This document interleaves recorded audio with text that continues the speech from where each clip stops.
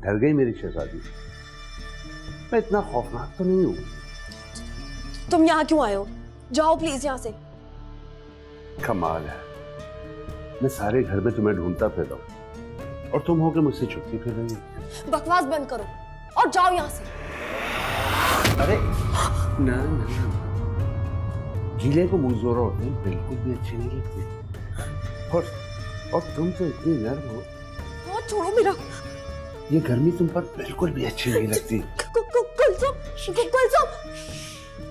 उसको क्यों बुला रही हो? ये तो हमारी आपस की बात है ना, क्या होगा? क्या कर रहे हो यहाँ पे? मैं खाने का पूछ रहा हूँ, और क्या कर रहा हूँ यहाँ पर? भूख लगी है, खाना चाहिए। तुम बड़ी फूहड़ औरत हो, इसीलिए तुम्हारी और मेरी कभी बनी नहीं। हराम है जो कभी प्यार से कुछ बनाकर खिलाया हो।